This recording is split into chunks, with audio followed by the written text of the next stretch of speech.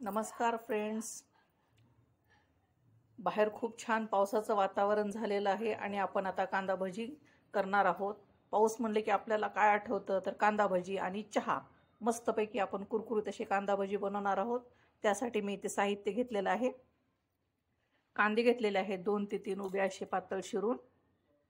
त्यात आपण कांद्यात बसल तेवढंच पीठ घ्यायचंय, बेसन पीठ. त्यात आपण वरून पाणी घालणार नाही आहोत.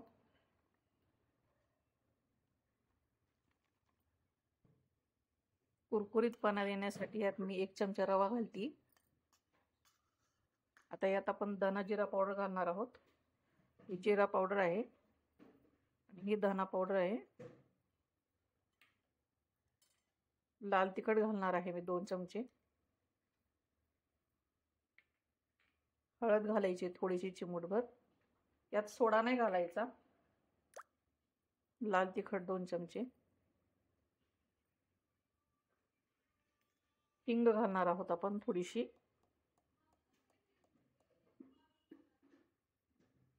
हिरवी मिरचीचा ठेचा घालणार आहे इथे मी थोडासा. थोडंसं आलं घालणार आहे आणि कोथिंबीर घालणार आहे आणि मीठ घालणार आहोत आता आपण. यात मी हातानेच मीठ घालते चवीनुसार. आता आपण हे एकजीव करून घेणार आहोत. तेल तापत ठेवलेलं आहे मी.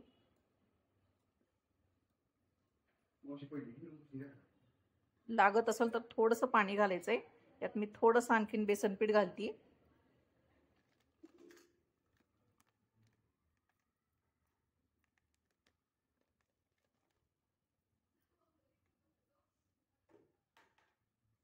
अगदी पाणी सुद्धा मी हातावर घेऊनच घालते.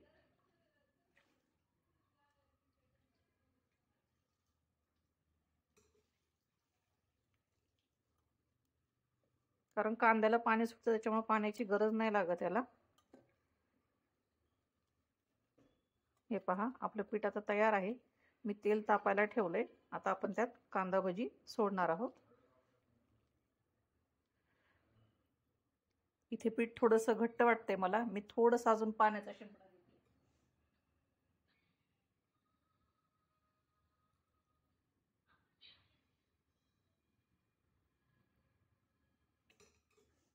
पीठ मळून तयार आहे माझं. आता आपण भजी सोडून घेऊया. हे पहा, अशा पद्धतीने पीठ झालं पाहिजे.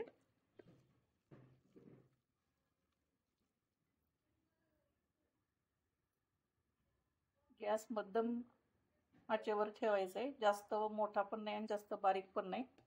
नाहीतर मग कांदे पटकन तळले जातात आणि भजी कडू लागतील.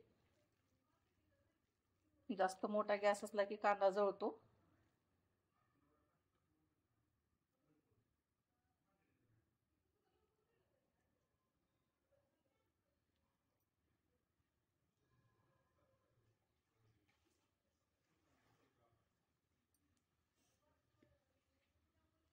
या पद्धतीने आपण सर्व कांदा भजी तळून घेऊया. हे पहा, कांदा भजी आपले झालेले आहेत. आता मी काढून घेते. कसे छान कडक कसे तळले गेलेले आहेत ते.